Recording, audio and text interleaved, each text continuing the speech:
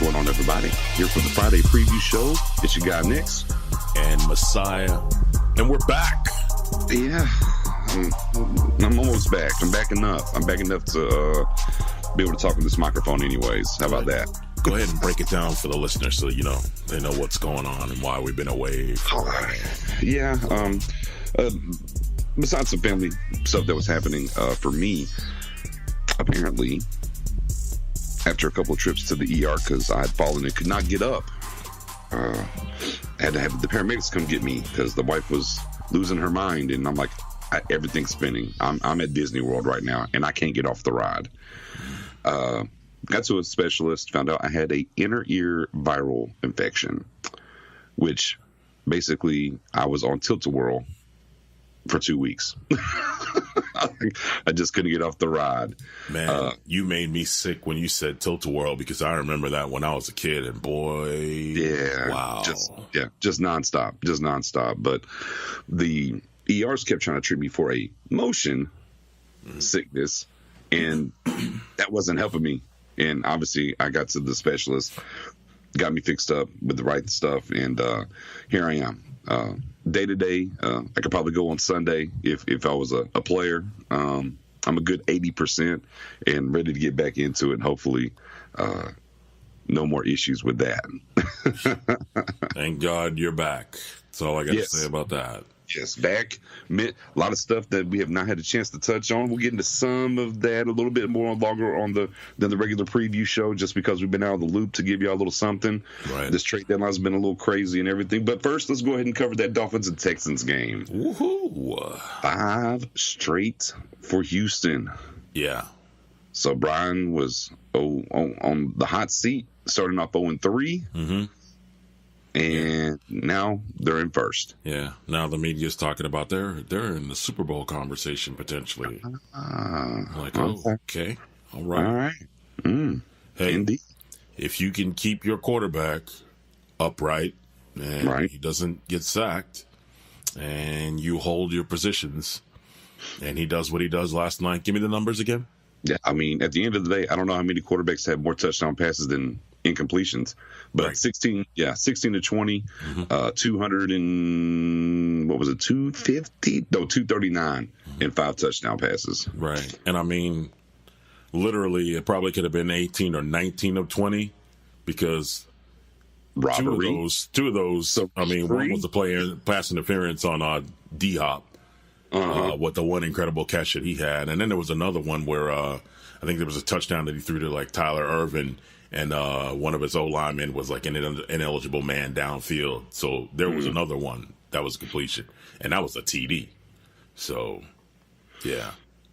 Yeah. Pretty big deal. Dolphins now 4-4. Yeah. Brock Osweiler with the incredible 1 throw, 2 completions. That was that ball traveling was weird or whatever. Yeah, they hung around for glitch. a while, right? I mean, the Madden glitch, right? Yeah. I mean, they hung around for a while. I guess for what he's doing with Brock Osweiler, I mean, 21-37, 241 in a pick. I'd tell you what's confusing for me in Miami, just so far this season, and it's no disrespect to Frank Gore. Do tell. Yeah. No disrespect to Frank Gore. I just don't understand why Kenyon Drake is not getting the bulk of the touches at the running back position. I just don't. It's a little frustrating for me on that. Now, if they want to be run heavy, because A, it's Ryan Tannehill, and then B, now it's, Brock Osweiler. The rest of the people, them is not going to be either one of their quarterbacks throwing for over 30 times a game. Right. But then I look down there, and every week it's like either Frank Gore has just as many, and it's like 10 to 12 rushes as Kenyon, or he has more than Kenyon. And I'm like, Kenyon, we need Kenyon that 18-20 carry. And then if you want to be just that run-heavy play-action offense, then maybe give Frank Gore another 10 to 12. I don't know. I've kind of noticed that trend for them this whole season, and not really sure why. I mean, right. And I mean, we talked about that earlier in the season too. Like when Miami was on a roll, we were talking about that earlier in the season. So it's not, it hasn't changed. Their play calling hasn't changed. And I mean, actually, I can't say for better or worse, but I'll say for worse is that, I mean, if this is the path that we're going to keep on going down, Adam Gase is, I don't know. I mean, 4-4. I mean, he's getting production from both of the quarterbacks at times. It's just the questionable play calling when it comes to the run game.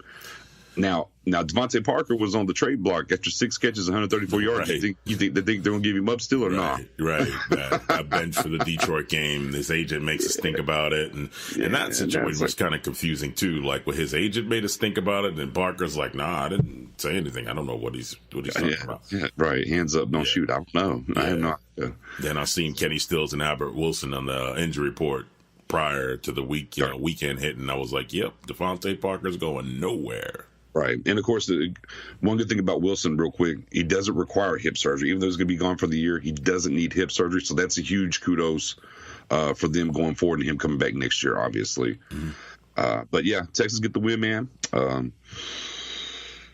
5 straight. I'm intrigued. I'm intrigued to see where that goes, because the early game Sunday, the London across the pond, Eagles, Jaguars. Yeah. The battle of 2 teams that are currently 3 and 4, maybe underperforming a little bit to certain standards and what we expected they were going to do so far this year. A little. A little. Hey, I told you I was off on Philly. I didn't think Philly was going to have as good year as last year. You did. I was out. Now versus that, I didn't think Jacksonville would have the issues that they're having currently right now, though, either. But no. Philly doesn't surprise me as much as Jacksonville. If Fournette's healthy, I think it's a different story for them.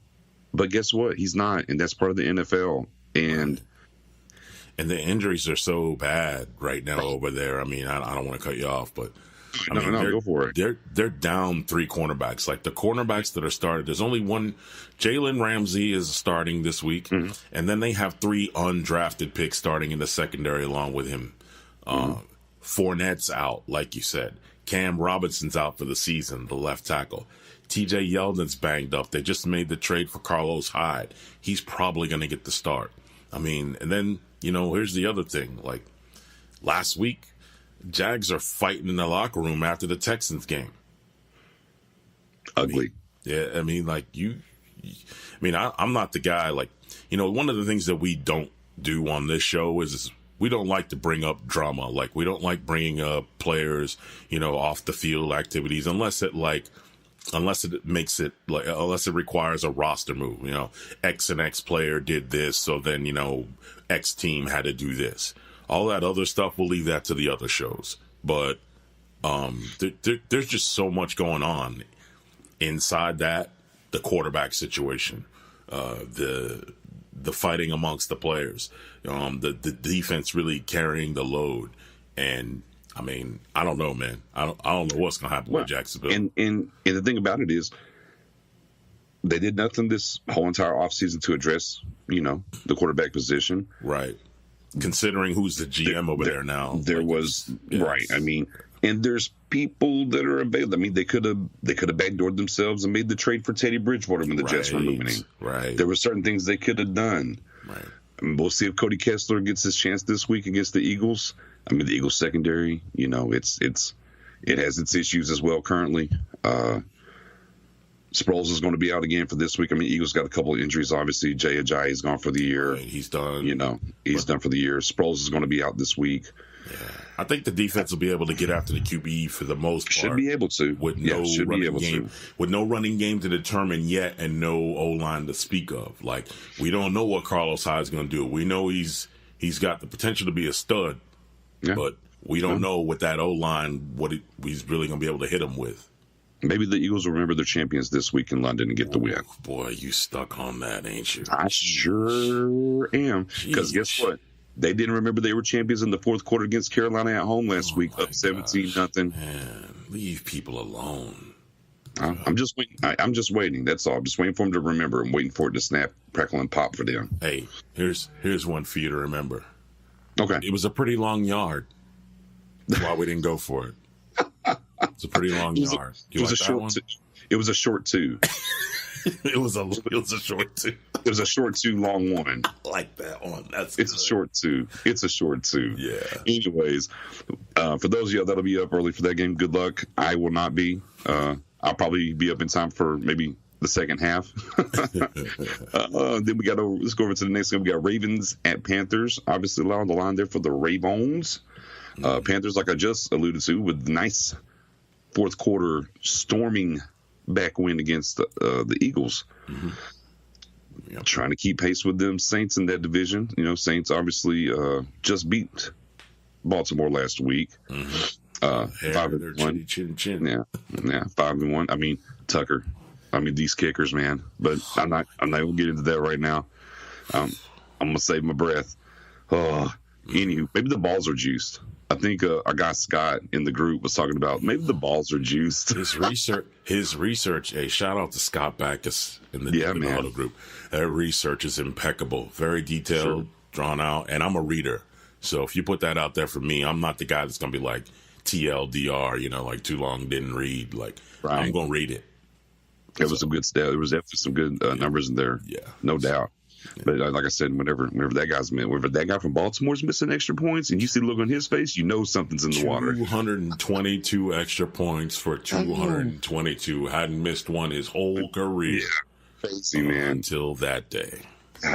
Anyway, but like I said, Panthers trying to stay, right behind on the Saints hill. They're 4-2. Saints are 5-1. Ravens got a lot of injuries this week too, buddy. Yeah, and then of course on the Ravens side, talk about a division that's nip and tuck. They're 4-3. The Bengals are 4-3. Steelers 3-2-1. Yeah. I mean, so even though it's a out of conference game, still something pretty big to keep. Critical. It's kind of they need to get. Even though on the road, they really need that. Probably even more so than maybe the Panthers do. Yeah. I'll tell you what, Christian McCaffrey, man, just. One of the guys that doesn't get talked about a whole bunch, but then you just look at the box score, look what he does, and it's like, oh yeah, I'm going to give you 70, 80, maybe 100 rushing. I'm going to give you another 60, 70, 80 receiving. Just, kind of plugs along. Now, he doesn't get the touchdowns a la how a Gurley or maybe a Hunt does. Right. But as a dual threat guy, definitely doesn't get talked about as much. And obviously, with Cam being there, him only being the second year, you kind of get some of that. But, man, I tell you what, if you roll into that game as a fan of a team playing Carolina and want to sleep on him, he will hurt you. Yeah. He will hurt you. And then also, Olsen being back and playing gives Cam that nice blanket to get the ball to. And it's crazy, man. I mean, 17-0 in the fourth quarter. I mean, I remember Cam at half was 4 of 9 against the Eagles, and then just lit them up. Just went off, lit them up, just got hot, microwave hot. Yeah, went inside the phone booth and changed real Cam. Man, yeah, man. Keep an eye on Olsen too this week, man. He's still hobbling around a little bit. Oh yeah, definitely. Yeah, I think Cam will probably have a field day with the Ravens, man. There's a lot of guys that are on that roster that are from my favorite college team. I won't say the name, but there's a lot of guys this week actually that went to practice and helmets off, didn't practice, and then came back later in the day and tried to practice, type of things that were going on so that they weren't really getting the wear and tear. And they're still questionable to start. So I think Cam's probably going to have a field day. I'll definitely be checking that out. Yeah. Now we get the sequel. Since we already got this game once, Broncos, Chiefs. Broncos have to go to Kansas City this round. Mm-hmm. The legend. I want to hear if Von Miller's going to come out and talk about, well, we're just going to kick their ass. Now, he said that, and they did that last week. Let me tell you something before we even get talking about this. This is another matchup where the injuries are incredible. The injury list for these teams, incredible. Both starting centers are out. Both of them actually are in concussion protocol. KC's got Barry and Houston out. Denver's got Shane Ray, Royce Freeman, Darian Stewart. There's a lot. Von Miller was limited in practice. Brandon Marshall was limited in practice. So, yeah, fantasy alert. Yeah, start Lindsey. Hence why I posted today in the group. From the research I was doing last night, and early today after the Houston game, all the injuries that came up. You know, like there's a lot of injuries going on right now. Yeah, but obviously division games are big, you know, period. This one a little bit bigger for sure, considering that Denver's already lost to Kansas City, sitting there at 3-4 now, with the Chargers ahead of them at 5-2, and obviously the Chiefs at 6-1. Broncos have entertaining any idea of being in the race for this division this year, this is a must win. Yep. And if they lose this, they can kiss the division goodbye and do whatever they can to maybe try to find their way into the wild card. Yeah. KC ranks 23rd in rush defense, and Denver ranks 8th in the rushing offense. Denver's going to need to run the ball down KC's throat to have a chance at this game. That's why I said fantasy alert. If you got Lindsey, start him. Oh, and stop Patrick Mahomes. Yeah, I mean, well, if you want a chance at that. Yeah, good luck. No one's really been able to do that yet. So yeah. Also, I mean, hey, go ahead, Broncos. But I will say this: first team that gets the second look at him, though. Everyone's been first time look at him. Yeah. We'll see what happens. Some of that right there, Denver gets to see him for a second time. The first team that gets to see him for a second time, and see how that changes things up, if it does at all. Yeah. Also, man, with the Broncos, the KC's leading this division. The Broncos are looking for a win. I think if they don't get it, this coach could probably be on his way out. I mean, we known over the last week and change, maybe last few weeks, lots of talk of tanking floating around this league. You know, there's some rumblings about Elway and his draft pick history, the job security. Chad Kelly just got released. Well, I mean, every quarterback that he has drafted is no longer on the team. Right. So I wouldn't be surprised if John Elway makes some moves to try to protect his job into the offseason. Plus, you got to keep an eye on that ownership issue that, for it to resolve itself over in Denver. Right. And of course, like I said, John Elway's not going to fire himself. Nope. So, nope. There's that. Right. Again, like I said before, it's pretty much do or die for the Broncos season, in my opinion. Either you win this game or your season's probably done here. Yeah. Division-wise, for sure. Maybe you can find your way into the playoffs. A lot of people could be done, B. A lot of people. It's true. No, GM, it's true. We're coach. It's getting to that tipping point. We know they barely made it back this year, and they went and got Case Keenum, and now here you are. Right. So I have to see what happens. Kind of sucks for them because, Caleb is probably this close from having his opportunity to actually get on the field this year, and, did something dumb that he's done. He has the hat trick. He's been kicked off a high school team, a football team, or high school, college, and now NFL. The trifecta. Yep. Man, crazy. Yeah, crazy. Yeah, a lot of other players probably would have been done with and disposed of by now. Not sure. Yeah. Not sure what extra shine Chad Kelly has on his name other than the uncle. Well, yeah, the great Jim Kelly. Obviously. But now, he can go to Manziel, CFL, and we'll talk to you later. On to Pittsburgh, where Le'Veon Bell has not yet reported, even though he said he was going to report, but now he's not reported. And maybe the funniest thing I read all week was Juju, with the lottery tickets. Yeah, who spent what was it? He bought 100 of them. Said he was going to use the money to get Le'Veon Bell back. I was dying laughing. Yeah. Oh, man, there's a lot to love about that kid. Him riding the bike to practice and stuff, and then his bike getting stolen last year and everything. Just a lot. The kid's really funny, man. I love that kid a lot. He cracks me up. Did you read Le'Veon's response to that? Nah. He said, "Everybody thinks they're Kevin Hart around here, huh?" Indeed. Yeah. Well, but we get the rematch of the Browns and Steelers this round. Right. Speaking of coaches being fired, Hugh Jackson has sabotaged these Browns, and I mean that to the heart. They're currently 2-4-1. Probably should have 4 wins right now. At least. Yeah, probably should have 4, maybe 5. Should be leading the division. Yeah. And I really feel like most of that is due to coaching. So look, we can dial it back. They played the Bucks last week, right? Chargers. Was the Bucks? Oh, was the Chargers last week? Yeah. Who'd they play the week prior? I think that was the Bucks. That was the Bucks? Okay. Yeah. I mean, when we got to the Bucks game, they probably should have been 4-1. I think is what it was. Right. Yeah. So, and then they lost that game to the Bucks. Yeah, that ain't no good. And I don't even know what to call out of that situation. I'm sorry. No, you're right. It was Chargers, then Bucks. So yeah, they lost to the Bucks 26-23. Okay. Because Baker tied it, got it to overtime again. And then dude who missed the extra point, missed like a 40-yard field goal, then he kicks the 59-yarder. Minute. Right. Hilarious. But so I mean, the only game where they got just mashed on was the Chargers game, which was the week before. Right. But I mean, they've been in overtime 4 times, I think. Was it Steelers, Raiders? Yep. Ravens.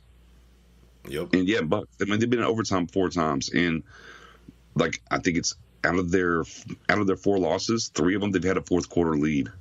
Yep. So it's just game management, stuff like that. I will say, Steelers maybe found their footing a little bit, maybe. Yeah, I think the team is done with all the talking, all the media, all the quotes, all the division of the locker room. I think they're done with all that, man. I think they're just like they're doing what NFL players are doing at this particular time of the year, man. They're halfway through the season. Guys are assessing themselves mentally, physically, how much longer they can go on, right. Updating their resume every week with their play. Guys ain't got time for all that extra stuff.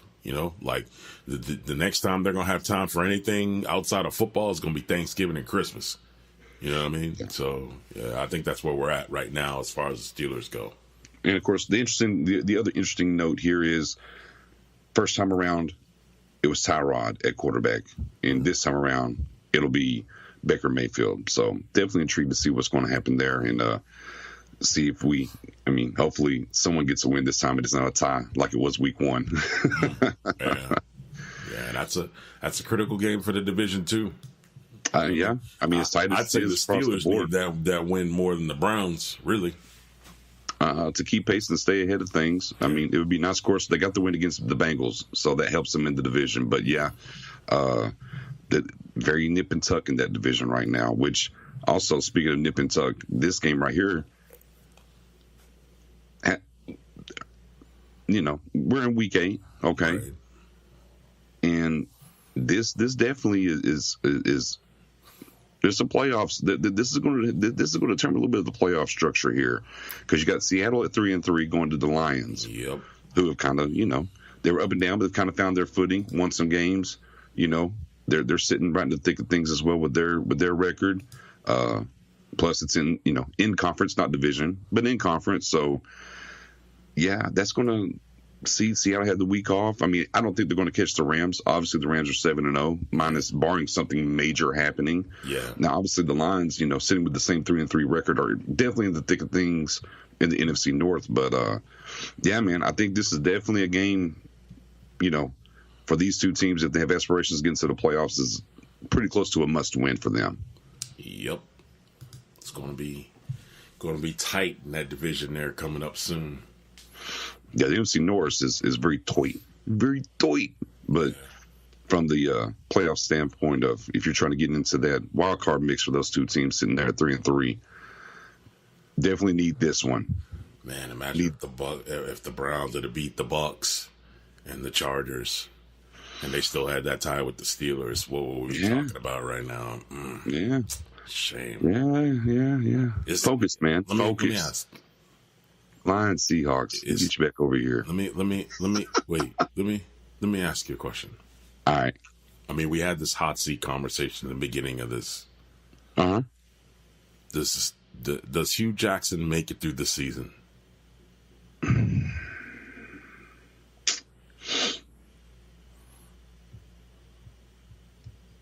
Well, if he starts talking outside of his neck again about play calling and taking over and stuff, that's going to be an issue.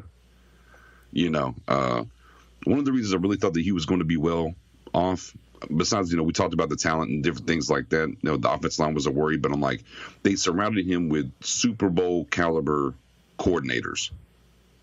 And I'm like, you have an offensive coordinator, Super Bowl talented. He's been to Super Bowls. You have a defensive coordinator, as a coordinator's been to Super Bowls. I'm like, I think that helps Hugh Jackson, who I really believe the offense had a pretty decent offensive mind. I'm not saying he's a genius per se, but, I thought he was good enough. The pieces he had in Cincinnati when he was the OC over there, they ain't compared to what he has over here. I don't know. Right. But man, Hughes let me down in a lot of ways. Yeah. I think realistically, you let it play out. Why rush it? Yeah. If he's going to keep making these kind of critical, and unless the team quits on him. But see, I think the two coordinators won't allow that to happen. Yeah. And then there lies, who do you promote? Which one of these guys do you promote? Oh, man, you already know, man. You got the break glass in case of emergency button with Todd Haley. So yeah, definitely. Yeah. So this game will go a long ways to see, what's going on, what's happening. But I know for a fact if Hugh keeps talking reckless, he will get up out of there quickly. Yeah, I honestly could see if they lose to the Steelers. Yeah, ain't nobody gonna be talking about John Gruden for the next few weeks. I can tell you that. Nah, I know what Gruden's doing. That's neither here nor there. I know what he's doing, but But Seahawks Lions, anything on that? 3-3, good stuff. Blah blah blah. On to the next one. You're good there. That's it. We're just leaving that alone, huh? I don't know. I covered it, and you want to go back to the Browns. I'm like, fair enough. I love to talk the Brownies. Okay. They intrigue me, Moneyball. But yeah, Seattle Lions. You got anything to add there? No, thanks for everything, Snacks. That's about it. Yeah. I guess making his debut with Detroit. Maybe. Yeah. Yeah. All right. So on to the Bucks at Bengals. Oh God, Lord. Lord, take it away. That's your neck of the woods. Nah, sir. I don't want to take nothing away. Hey, man, Tampa Bay. It's a Bucks life. Tampa Bay. Just want to tell you, 3-3. Yeah. Yeah. Everybody's talking about fire sales lately. I look forward to a house cleaning in Tampa Bay by the end of the season, if not earlier. I can tell you this much. Maybe the Bengals come in here and hang a 50 burger on the Tampa Bay Bucks. Yeah, that coach is gone. 40? Yeah, coach gone.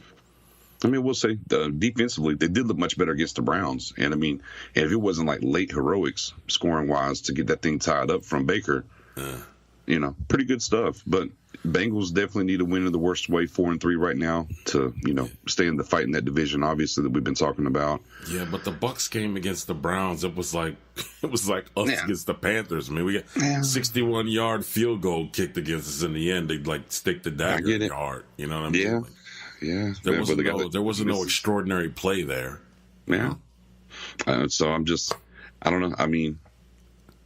Management has to decide. And this is a little early, but management has to decide what top down. Like, is Winston are you going to extend Winston? Are you picking up the 5th-year option or not? Man, they're running promos over here in Tampa Bay like he's the man.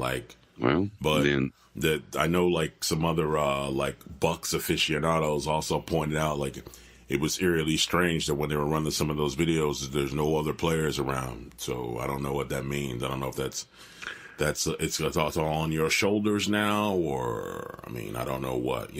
People like to send messages nowadays. Through the grapevine, apparently Deshaun Jackson's not very happy. Yeah, so I hear. It'll be interesting.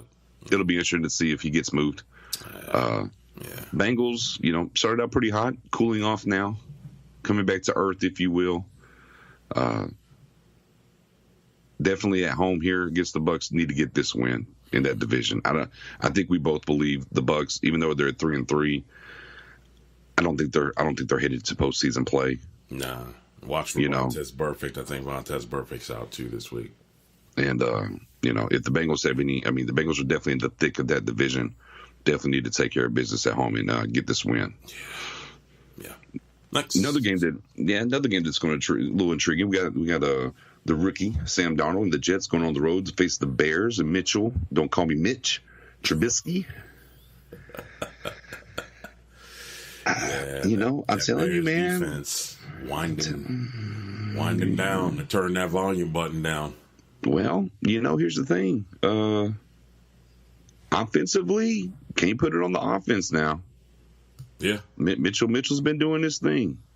Yeah. Just saying.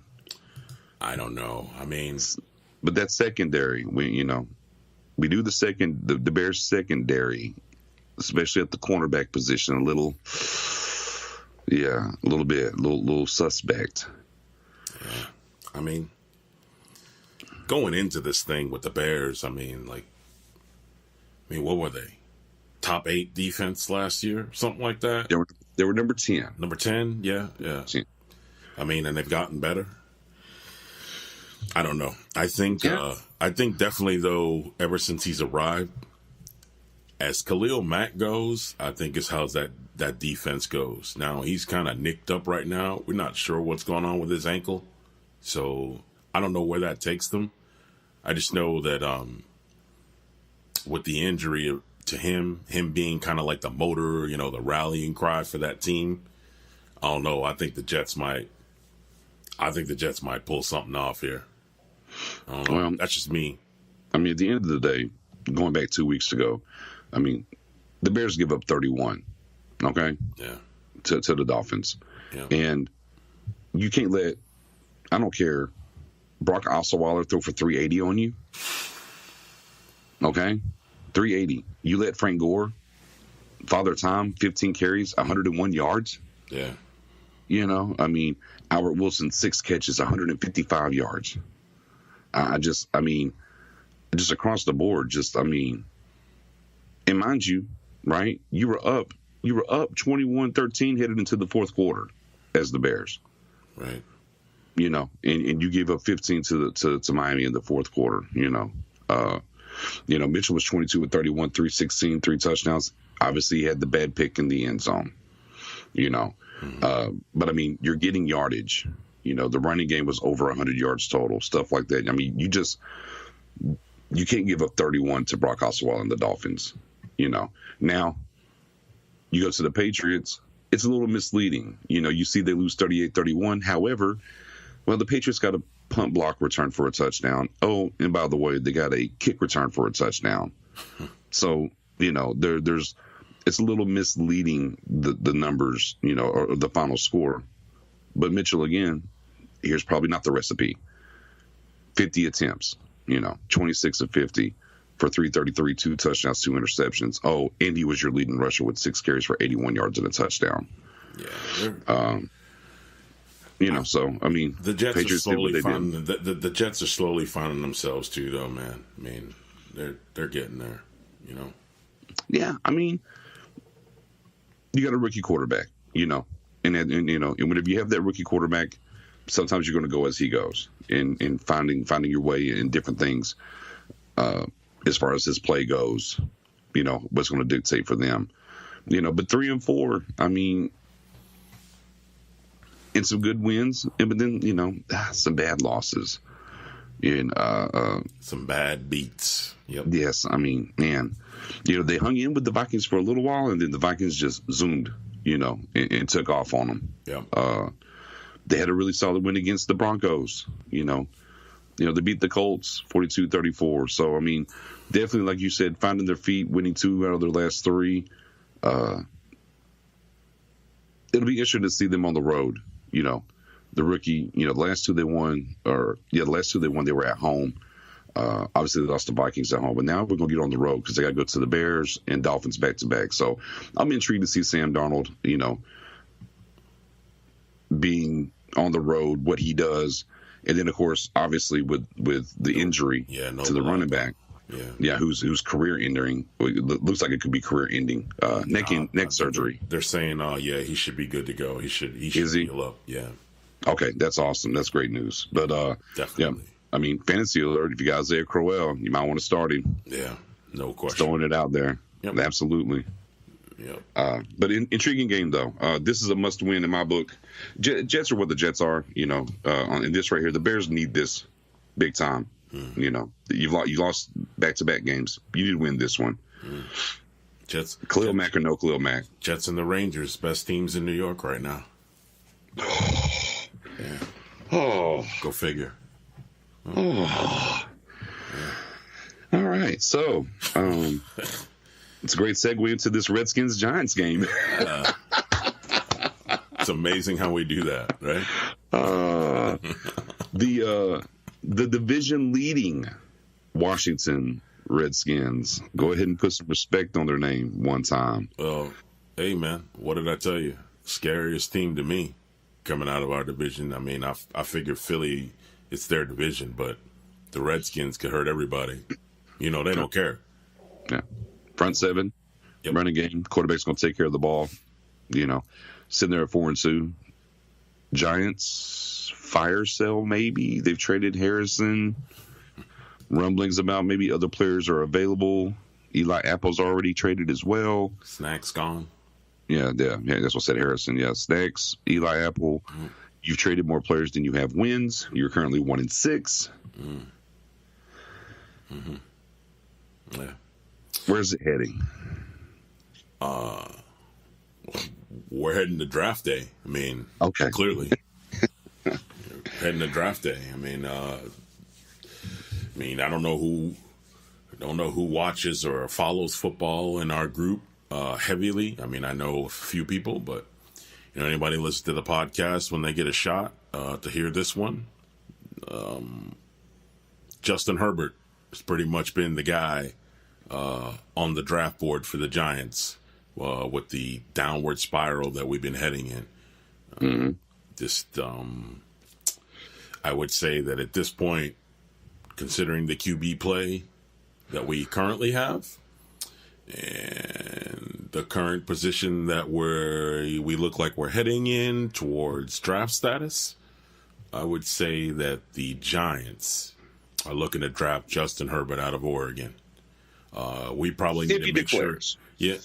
I mean, we probably need to make sure that we don't win any more games, probably. And we need to definitely make sure that we draft before Denver or Oakland.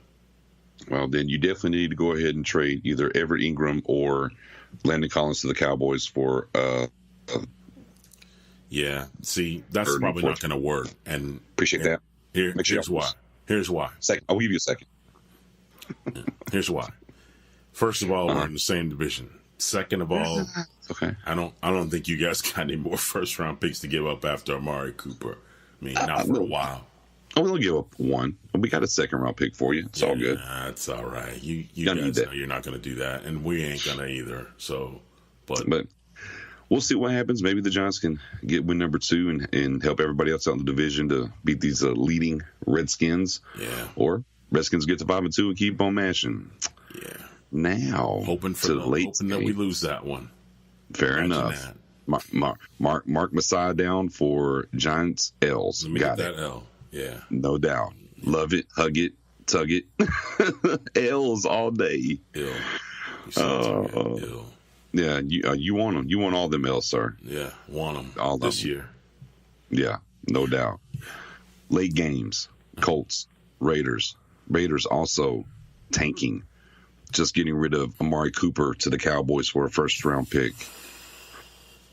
Also, we know they traded Khalil Mack earlier before the season started.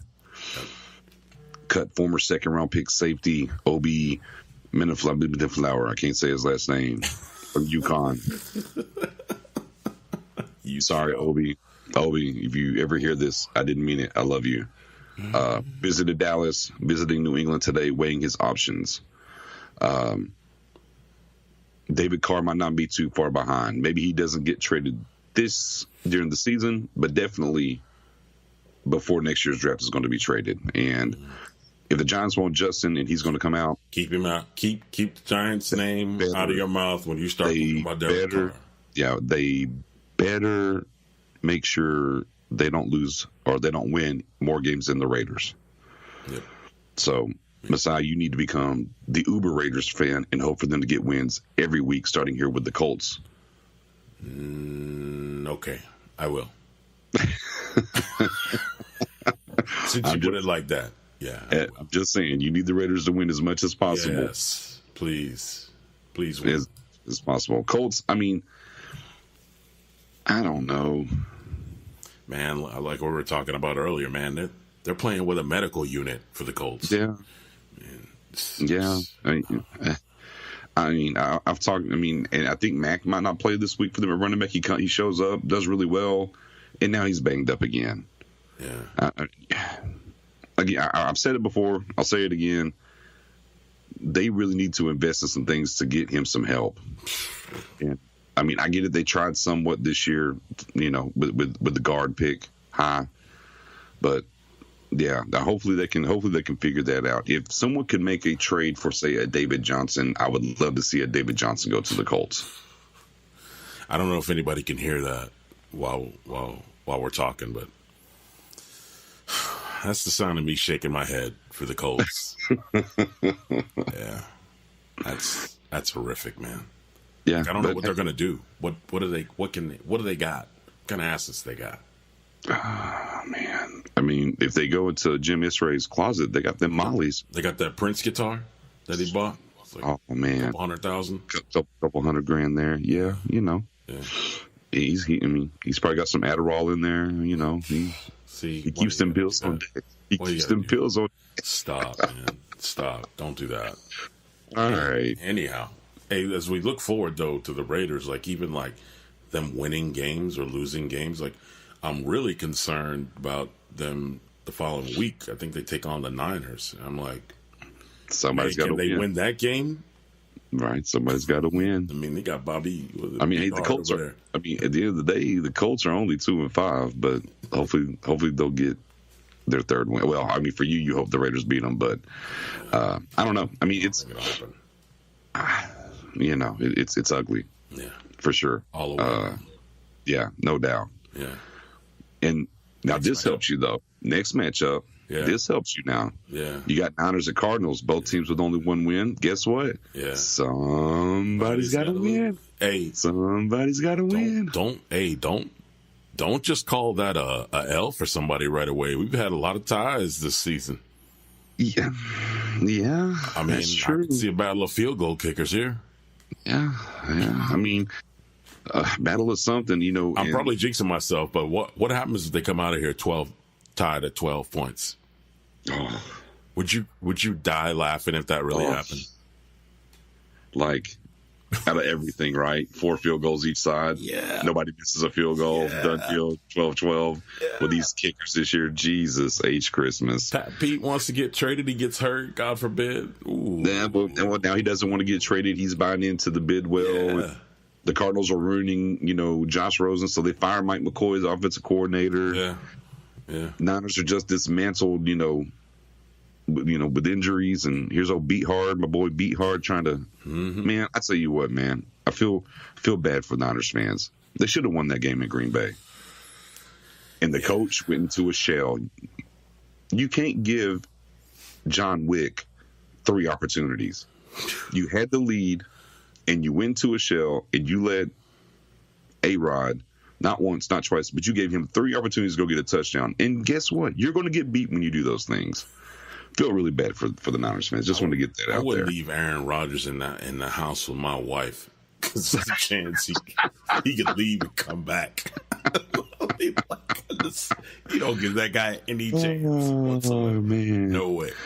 No, none whatsoever. The damn Cardinals, though, man. This Pat Pete situation, I don't know why they don't just trade him. And then, I read his statement the other day, and I'm just like, I love Pat Peterson. I mean, he comes out of DBU, LSU, for people that don't know what that means when I say DBU, but, all those guys that came out of there, the Tyrann Matthews of the world and stuff like that. But, man, all I had to say when I read his statement was, Dude, why don't you ask Larry Fitzgerald how he feels about being the leader of a ship going nowhere? Yeah. Because they wasted his years, too. Yeah. I mean, they had that nice little window with Kurt there. Yeah, they did. They had a nice little window. Ran up on them Steelers with Palomalu. Well, forget that. The James Harrison incredible 105 yard, whatever. 92 yards, 101. 101, 102. I don't care what nobody says, by the way, real quick. Yeah. To me, that is the most amazing play ever in the Super Bowl, period. Yeah. Because there was no time left, and no one could stop. And I mean, you see how James Harrison is built. He's built like a brick house, okay? A brick poop house. Yes. Yeah, and nobody can just. So funny to me. Just step out of bounds. You ain't got to tackle him. Dude, he's right there. Dude, he's still taking oxygen from that play right now. Hell, I'm still taking oxygen from watching him. Damn it. Hey, that's an amazing play. But you know what play really sticks in my head though of all time? Actually, the one. I mean, it wasn't really an amazing play. It was a bumble play. The damn Thanksgiving game between Miami and the Cowboys with Leon Lett. Oh, my God. We're going to win. No. And he slid and everything. He was just going to slide in and scoop it up. And you love Leon Lett. I love Leon Lett. I love the big cash out. To the big love him. Funny thing about that is their starting quarterback for that game for Miami was Steve DeBerg. Yeah. Old DeBerg.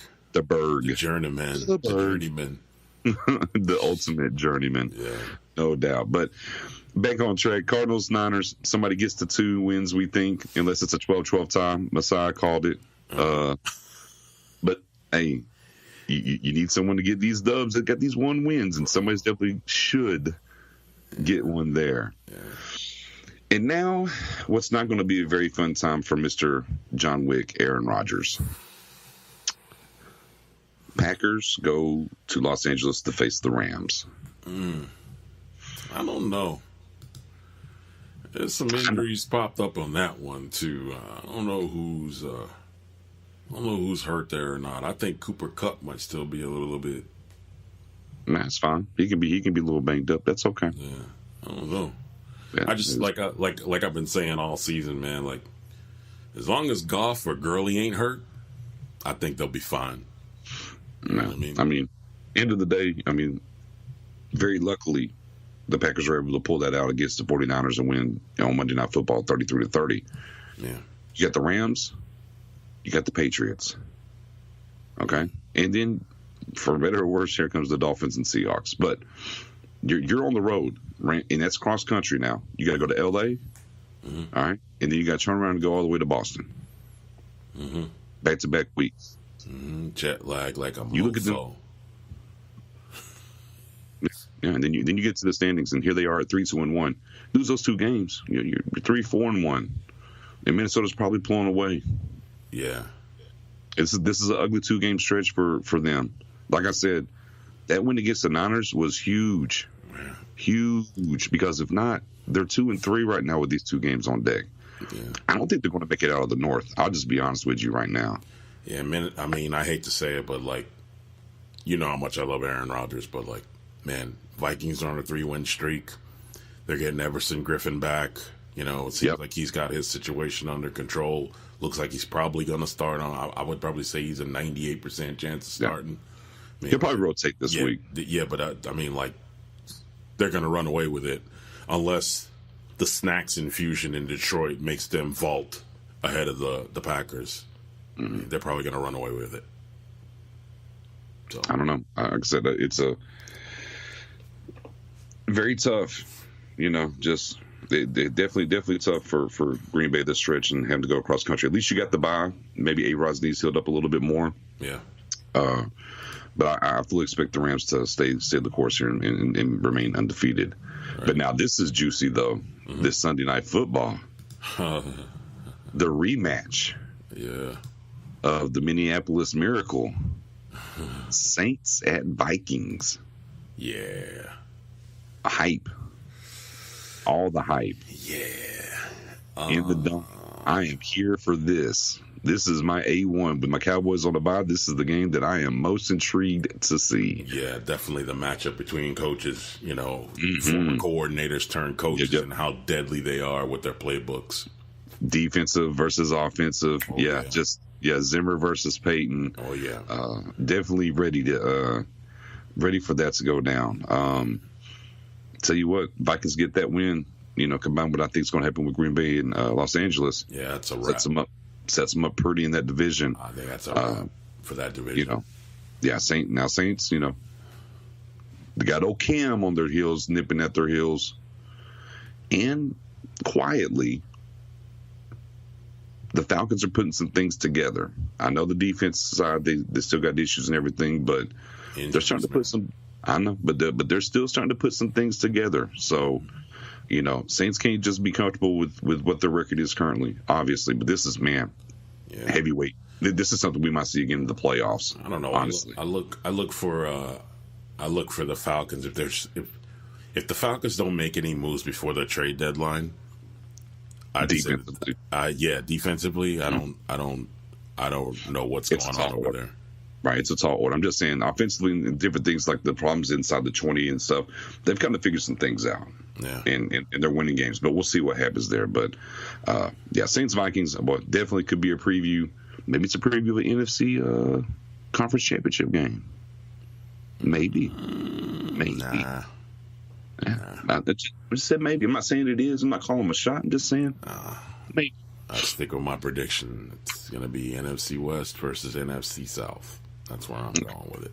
All right. Well, we shall see. And Monday night's going to be a snoozer. Hold on. Hey, man. Patriots go to Buffalo to face the Bills, and that'll end the week. Yeah, that'll be it. Patriots over the Bills. I mean, unless Giselle decides to not allow Tom Brady to get on the plane, Patriots. Yeah. The Bills. That's it. But serious note, Sony Michel, awesome.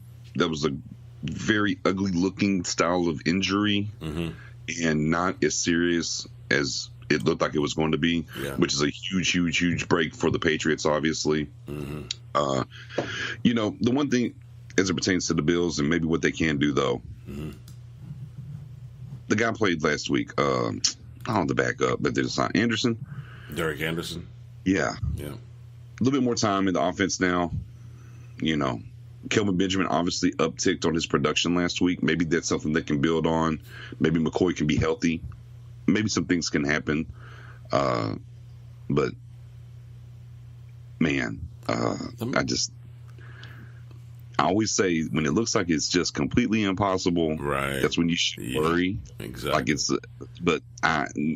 Patriots big. That's kind of how I felt with the Ohio State game this past weekend. I was like, I looked at their schedule before their game came on. I was like, Purdue won't beat them. I went ahead a couple of weeks. I was like, Michigan will probably take them down, but we never know. Right. Completely dismissed Purdue. And then, Smackaroony. Smackaroony. Hey, and teaser for you, Messiah. Teaser for you. Yeah. In the perfect world, here's what you want to happen. You want the Cardinals to win against San Francisco because the Thursday night game next week is Raiders-Niners. Right. That's what. And then you can have the nine. Then you get another way where someone's got to get a win. Yeah, that's what I was talking about. Things are lining. This doesn't end in a tie. Things are lining up for you. But didn't somebody say they wanted Bama this week? Don't they play somebody? Is that this week coming up, or is that next week? We got a bye. Is that a bye week? Play LSU. Oh, LSU, yeah. Play LSU next. No, everybody wants Bama. Purdue wants Bama. UCF. Yeah. The national champs. UCF. Don't get me started. I haven't even talked to you about the UCF Alabama thing. I mean, like, for whoever is listening out here, like, everybody knows Alabama's my squad, but, like, sir, I haven't even discussed the UCF. Yeah, also, Yeah, I think it was John Stacy in the group. He was like, well, who's your team? Who's your team? I was like, dude, I don't have an affiliation. I watched the game. I enjoy the game. Mm-hmm. There's programs I don't really care for. There's programs I do kind of like. But as far as like at A1, this is my team, I'm just a fan of the college game. Yeah. He was like, no, you got to have somebody. I'm like, no, not at all. Yeah. says the Gator fan. The Gator fan. Yeah. Who's the Gator fan? Oh, it's about John Freeman. Yeah. John Freeman. Yeah, that's what it was. Yeah, he was fan. trying to recruit me because Emmett played there. Like, I know Emmett played there. Please I don't care. Please don't do it to yourself. No, Fred. Oh yeah, poor Fred White. He's a Gator too. Shout out to him. Really? He is. Oh, Fred White, don't you dare! Don't you dare! Chomp chomp. Fred White, you are not allowed to comment on any college football in the Deep in the Huddle group from now on. You are a Gator fan. You stop it. Oh, man. Anywho, that's the want to get to this because October 30th, 4 p.m. Eastern time is the official trade deadline. Uh-huh. Something that we have talked about before prior to doing some of these getting into the podcast side. We know the NFL wants that NBA style coverage, movement, things happening, and definitely kind of getting there. We're seeing here's the thing, right? Browns 2 years ago, 2016, they hired the guys from baseball that did Moneyball, and for 2 years now, since 16 up to now, that's what they did is Moneyball. I actually pulled up a thing that I posted last year about, like, it's very intriguing if this works because we already know it's a copycat league. Other teams are going to jump on board and do it too. And you're starting to do that. It was never about John Gruden being in Oakland. It's about the Raiders being in Vegas and making sure that they're getting people that are Vegas Raiders, not old hats from Oakland. And that's why they're going to ship everybody out and continuously get these first round picks and go that route. It's business. And it's also the coach wanting to make it his own way. It's a little bit of both, but it's a very heavy-handed business. And the team, Raiders-wise, say what you want with the players they had. Mm-hmm. They really wasn't that good. Mm-hmm. You had good players, but overall the team needed to be remolded. Right. But now you're seeing other teams. Let's just start unloading because you can't really tank like you do in college or in the NBA. But in the NFL, if you just get rid of your best players and have to start whoever, right, you'll naturally lose anyways, and it won't look like you're tanking. Right. That was the comment I made the other day, though, when we were talking about this. And so everybody knows. I mean, we're not trying to be soothsayers here or fortune tellers or whatever word that you want to use. But, I mean, we've literally been talking about Moneyball since when? Since Mike Holmgren took over in Cleveland. Mm-hmm. You and I have been talking about that since that point. Right. That's why we always thought it was funny because they literally, after we were talking about that, brought in the actual Moneyball guys. Right. Were like, yo. Right. Yeah. So, I mean, this is how long we've been talking about this. And that was before we started, Deep in the Huddle. That was, the Facebook group and, the podcast and all that other stuff. Right. The thing for me with Gruden, I know what he's doing. The only problem is that, look, when you got to go sit your behind in a room and you start knocking down all the things that you need to plug in the holes on your roster, especially with this guy, okay? 10-year, $10 million a year contract. Mm-hmm. You're moving a team that's already catching hell because, I mean, Oakland's been around forever. Right? The Raiders been around forever. Now you're going to take this team and move it to Vegas. Kind of also, it's a promotional move for the league.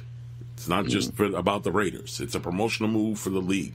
Now, the allowing of gambling on football games and things of that nature. Got to get a team there where they're happening. Absolutely. Right. So, I mean, look, that's all fine and well, all the things that you're trying to achieve. But let's be absolutely crystal clear here. History shows us draft picks, man, that's a hit or a miss. This guy's got 5 draft picks as we currently stand right now over the next 2 years. In the first round, right. 5 first-round draft picks. 3 in 2019 and 2 in 2020. Mm-hmm. Right? Absolutely. This deal for the Oakland Raiders going to Las Vegas is so monumental. Man, look, if 4 out of 5 of those picks that John Gruden makes aren't superstars, Pro Bowlers, or whatever echelon you want to put them in, that they're not just regular guys or they wouldn't be able to start on any other team, that's a failure. Period. That's a failure. And yeah, I mean, for sure. I mean, and that's part of the Moneyball, approaches. Sure. The draft picks, obviously, it's an educated guess. Sure, is what the draft is. It's an educated guess. Sure, but he's getting paid. He's getting paid the amount of money that probably 3 head coaches in the NFL are getting paid to make those moves. I got you. But the Moneyball predicts of the more picks you have, the better the chance you have of hitting. So that's what they're banking on. If we want to be really crystal clear, the NFL is not going to let a Vegas franchise fail early on. Hey, let me ask you a question. Mm-hmm. Dallas Cowboys have 5 first-round picks over the next 2 years. Okay. You're a fan. You watch this game. You watch this game since, you've been learning how to blow your own nose. Mm-hmm. Okay.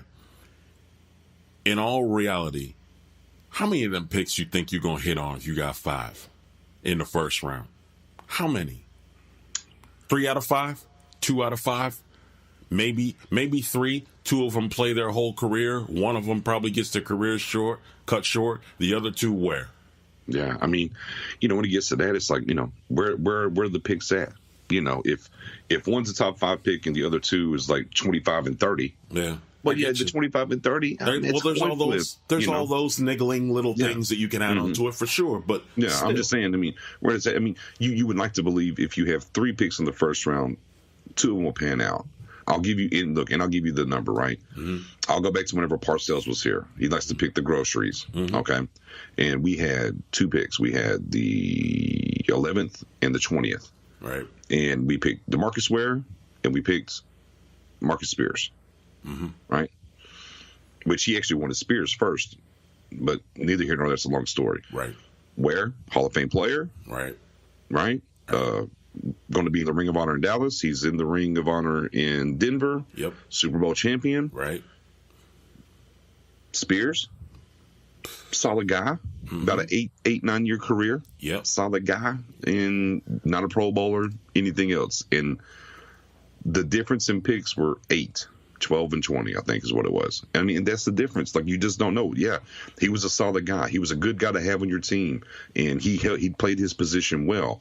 He just was never going to be over the moon, Aaron Donald-esque, if you will, whatever, and what he did. But on the other side, like you said, it's a flip of a coin, 50-50. We got a guy that was an all-time player in DeMarcus Ware, and then the other guy who was, for lack of a better term, he was a grunt. He was a great grunt for you up front, So, yeah, it's tough. I mean, now, the other thing that those picks do as well is it gives them capital to go and get what they want, per se.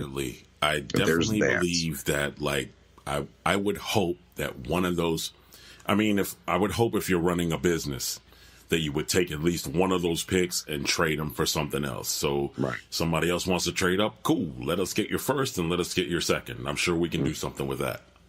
And also to touch on what's going on with the Raiders there, by the moves and the trades that they've done and the releasings of a couple of guys, and they signed older guys to small or 1 year deals. Mm-hmm. They're going now. They were over the cap. Remember, and couldn't sign. That was what they were spending. You couldn't sign Mac. Well, now they're going to go into next year with like $74 million underneath the cap. True. They're fixing everything. So whenever which they could maybe be in Vegas, depending on how the antitrust stuff works out with Oakland and what they call there, and they could play at UNLV next year. Mm-hmm. But once you get to Vegas, you got money. Hey, why don't you come play in Vegas? True. That's attractive. It's going to be attractive for some free agents, and you'll have the money. Like I said, this is all a 3-year plan. I kind of believe that a little bit early on. I'm definitely sold on it now of everything is for them to build it. So whenever they kick off in 2020 in Vegas, it's going down for real. And Vegas will be hyped about it. The NFL will be behind it and pushing it because they want it to succeed. And then guess who gets to sit there with the poop eating grin would be Chucky, which is funny. Like, he cracks me up. He was talking like 2 days ago, I think it was, saying, I don't even know if the Amari Cooper trade went through yet or not. I don't even know if he's even traded to Dallas. He had already practiced in Dallas that day whenever he said that. Yeah. Well, that sounds all lovely, but we would be remiss in mentioning this. All those older players signed to those deals. I mean, you certainly don't have your trust in John Gruden anymore. No, organization. Yeah. And I'm pretty sure that guys like Dominique Rodgers-Cromartie or Jordy Nelson, right. Or, I mean, even maybe Derek Johnson asked. Yeah, I'll say Derek Johnson like 2 weeks ago was like, just cut me, man. Right. Let me up out of here. Right. And even beast mode to an extent. Like, that's not what they signed up for, man. And to be fair, I'm pretty sure that's not what you sold them. Okay, number one. Right. Number two, you taking those guys and you've wasted some of their years or year now in their career. I mean, now, look, Jordy Nelson, I don't know where he's going to wind up. You know, maybe he gets traded before the deadline. Maybe he's got to work it through the season with the Raiders. But I can bet he ain't going to be there next year. For sure. Same thing for DRC. Dominique Rodgers-Cromartie, he ain't going to be there next year. You know? Yeah, well, how about this? Over under 4 trades before the deadline. Not counting what's already happened, starting right now. Yeah. Over under on the 4. What you got? I don't know anything about that over under nonsense. All I know is will there be less than 4 trades? Oh yeah. Or more than 4 trades? I don't know anything about any of that. I don't gamble or anything like that. Well, we're not gambling. I don't know. We do over under. We do over under on coaches. You shut your mouth. We do over under coaches every year. Here's what I know. Over under the Giants make 3 trades. Boy, please don't trade Sterling Shepard. Anyhow, Giants. I think the Giants they either got 0 trades in them, or there's going to be 2. Okay. Yeah. So either the 2 they've done is what it is, or they're going to make 2 more. Got it. I'm intrigued to see what teams are really going to go with the all-in of just getting these picks and not worried about winning. Yeah, and that's what I mentioned. That when they posted that or whatever, I kind of was like, man, like, look for the copycats to start happening with this. Absolutely. It's a copycat league. So I'm intrigued to see if some of these other teams, fire off some people. Cowboys apparently are in the market for a tight end and safety still via trade. I don't know how that's going to work. Cameron Brate was floated out there. I don't know how much that's in the local Dallas market. I don't know how much validity there is to that. Say that again. So there's for which Cameron Brate, the tight end from the Bucks, right, is being floated around in the local Dallas market about Cowboys are interested in making a trade for him. Right. So I don't know how concrete that is, or if that's going to happen or not. I think if something like that started happening, then maybe we see the Bucks move on from Jackson as well. Maybe they start fire selling some stuff out here. But I'll be intrigued to see if Kansas City or Pittsburgh makes a trade to get them some defensive help. We saw New Orleans go get Eli Apple and see if he can help them. I'll be intrigued to see if they can make a move and get them some secondary help. And I won't take Philly off that list either. They could use some secondary help, and they damn sure could use a running back. So there's kind of weird that they were in the running for Amari Cooper at wide receiver with all the injuries they have at running back. But I mean, when you have a chance to acquire that kind of guy, and if you could have got him for a 2nd-round pick, I get it. Yeah, I see a lot of stuff floating around here about potential trades in the AFC West. Broncos trade Demaryius Thomas, don't know where. Chargers trade for Sean Lee. Chiefs trade for Landon Collins and Derek Carr. maybe possibly in the Broncos. Yeah, a Giant. No. Actually, I think in this report it says, unfortunately, the Giants and Jaguars for now aren't going to bite on him being a longer team upgrade. Yeah, that's probably a bad idea. We don't want to know that. Yeah, what's up with the trade Deshaun Lee thing, though? I don't get that. Man, that's just people shooting off. Because here's what happens. LVE playing well. Move, now let's go move Sean Lee. But what are you going to get for Sean Lee? I mean, he's mid-30s. We know he's banged up. The contract isn't terrible, but it's not exactly great for what his age is. You know what I mean? Yeah. It's like dumb stuff. Like, you keep that guy on your team. I mean, that's foolishness. Yeah. That's just people just thinking, playing Madden, think you're going to get a first-round pick for Sean Lee or a second-round pick for Sean Lee, and that's just not in the cards. Stop playing Madden, kids. Yeah. When it comes to that. I think the Raiders are probably going to wind up trading away Gary and Conley. And, yeah, I mean, that's out there. I mean, I've seen that out there as well too. Yeah, but that's been around too. Like when they first moved Khalil Mack, and I think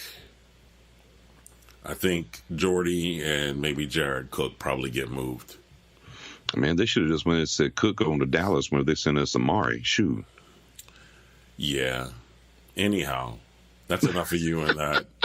Let's make moves for the Cowboys talk. I'm just saying, man. I mean, I don't need to hear no more of that, bro. They're trying to make that deal. I mean, just put it on out there. Mm-hmm. But no, I definitely intrigued to see some secondary help for. I like teams that really got a shot.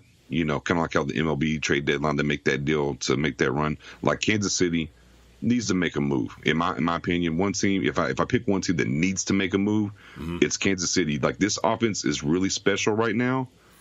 Don't screw the pooch by not going for it. Go all in. Go do what you got to do to maybe help that secondary or help that front seven. Whatever you can go out there and get, you need to make that move. I tell you what, and I might be jumping the gun here, and I'm not afraid to admit it. Man, if Andy Reid don't go deep in the playoffs this year, man, I could see that dude without a job. At least not with the KC. I mean, I know you say he's got the kid. He's got the kid, man. It's a work in progress. You know, trust the process and all those other phrases you want to throw out there for it takes time. But man, Chiefs Nation got to be on fire though, man. Like, if they don't go deep in the playoffs, they're one and done. Ooh. Yeah, one and done would be. Ooh. Yeah, that not. Man, I'm blocking Adrian Woolridge in the Deep in the Huddle group. I'm blocking him for like 2 weeks. I might block him until the draft. Yeah, I mean, that's what I'm saying. I mean, at the end of the day, like, that team needs to make a move for something on the defensive side of the ball. The offense is very special, man. Yeah, they're and you got to seize the day, if you will. Hey, that Rams, don't sneeze on that Rams offense, man. That wolf.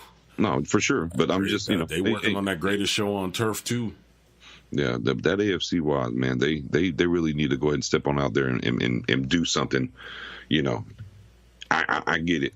Peterson talked to Bidwell. He's no longer available. I make the call anyways to see if there's some way I can make that happen. If I can't make that happen, then maybe I'm calling up for Conley, or I'm beating the bushes. I'm definitely looking high and low and seeing, hey, is Landon Collins? Hey, are the Giants really tanking? They don't want to pay Landon Collins. Hey, look, I'm gonna go ahead and warn you right now. It's probably going to take me till the end of the season to get myself back right mentally if they trade away Landon Collins. Just going to tell you that. And I'm being dead ass serious with you. No, I know. I do know. I got you. That would be that. But, yeah, man, I think I'm intrigued to see what some of these trades are going to happen between now. I don't know if it's going to be anything super blockbuster, but hey, man, October 30th should be fun. October 30th should be fun. Yeah. And here's the thing that changes all that. We kind of know what everyone kind of would need or do right now trade-wise. Mm-hmm. now let's get some money after all these games played, these wins and losses, and somebody feels some type of way, and they're going to go make a move. So these games this weekend will definitely affect some of these guys' idea of about what they need to go do and go grab something. Yeah, go grab, make a run to the convenience store and get that extra thing you forgot for the dinner tonight real quick before the store closes. I like that. Okay, just got to make sure. Oops, forgot this one thing. Let me run on by real quick. I got till 4 o'clock to go get. Let me go get that real quick. I forgot to get that Le'Veon Bell. And don't be like Cleveland or whoever it was that forgot to fax the paperwork over like they did last year for AJ. Yeah. Hey, and you know that 31 other teams will be making that joke too, boy, when they're doing that, making that transaction. Hey, don't forget to fax that paperwork over. Fax that. You know what though? For a multi-billion-dollar organization, why are we faxing? Wow, right.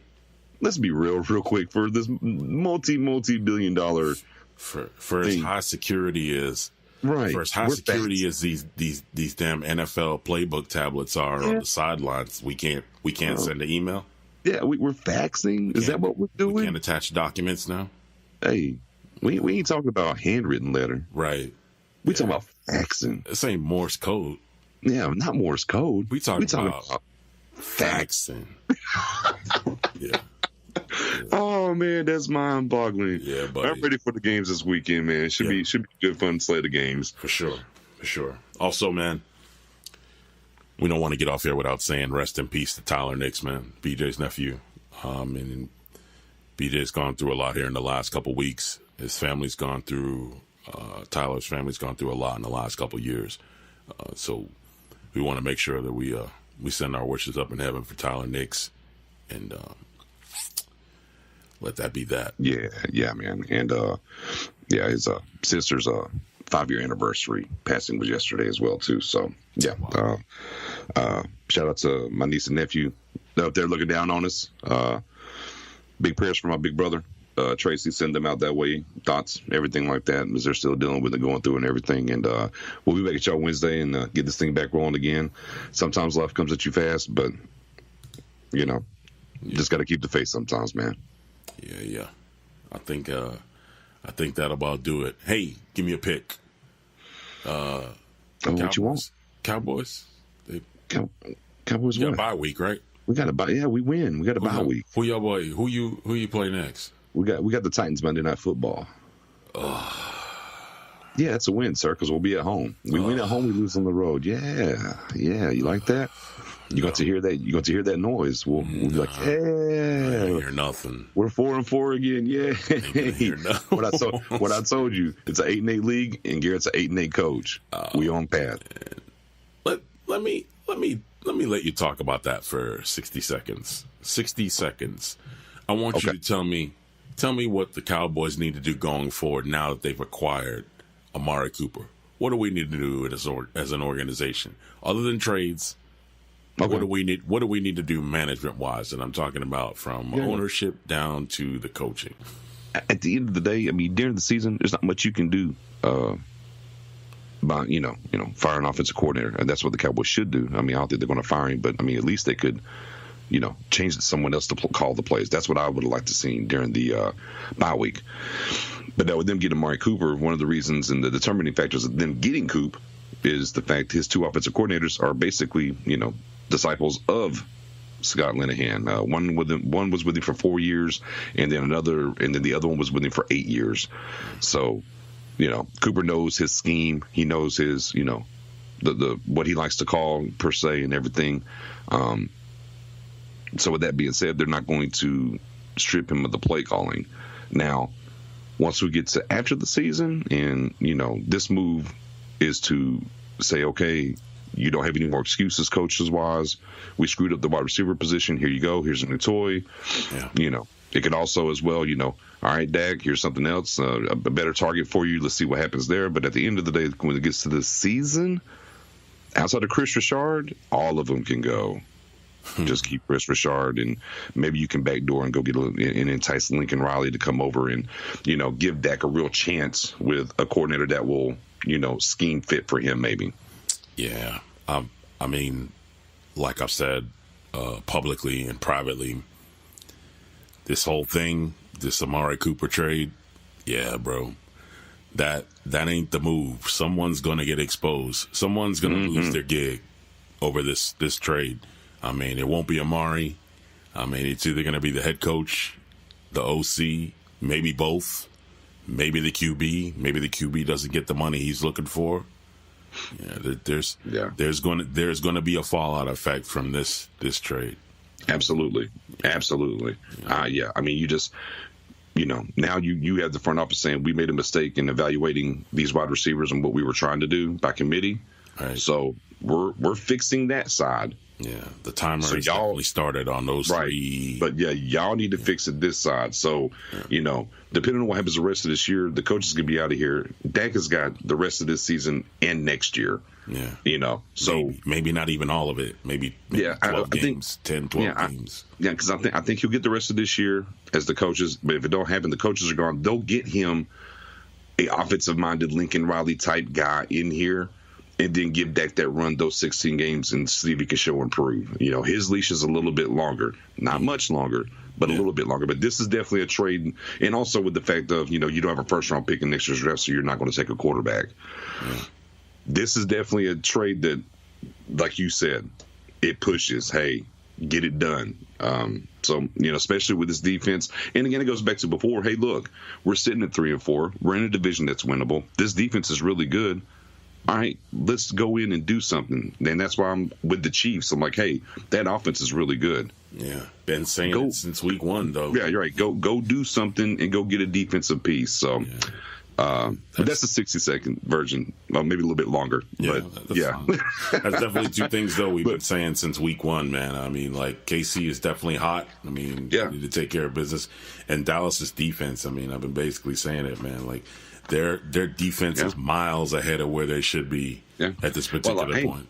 Like I try to point, during the offseason and preseason, I told a lot of people, I'm like, hey, we were at top 10. We were like 9, 10 overall yardage, and we were like 8th in scoring. Right.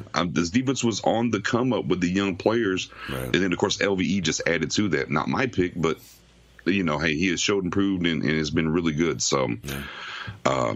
Yeah, man, Chiefs, y'all go make a move for a defensive player like we made a move for a wide receiver. I'd like to see that from them. Adrian's not going to like you talking about his team. He probably thinks you're jinxing it right now while you talk. Stop doing that. Fair enough. But we got one of them boys from Bama, so I can be over here and be like, roll tide. Yeah. Hey.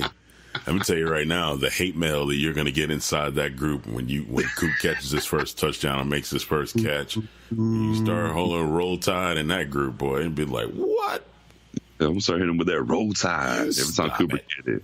Yeah, I'm a co-sign, too. Every time you do it, I'm just going to drop the gif of Saban, roll tide. Yeah, roll tide. Roll tide. Yeah. Well, man, what else you got, man? The weekend, man. Can't wait. There's so many things. I mean, we got Red Dead Redemption 2 out. We got, definitely. We got football. I haven't watched the Daredevil season 3. Is that it? Yes, season 3. I mean, I need to dial into that, man. Yeah, I heard it's fire. Which Daredevil's been good, period. But I heard this one is. Yeah.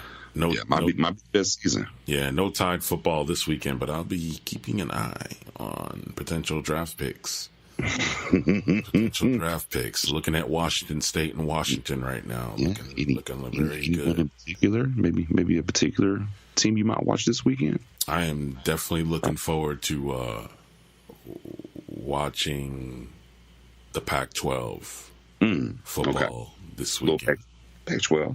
Yeah. Some prospects out there. Yeah. If you're looking for that tight end on the low, Marcus Mariota's brother's on the Oregon Ducks roster. He also plays linebacker too. So, hey, that boy Font out of Iowa though. Talk about tight ends though. Hey, yeah. I'm just telling you. Wouldn't mind having that guy in Dallas, but neither here nor there. Yeah. So much, but we want to get to it, and we appreciate everybody, man, tuning in. It's Deep in the Huddle.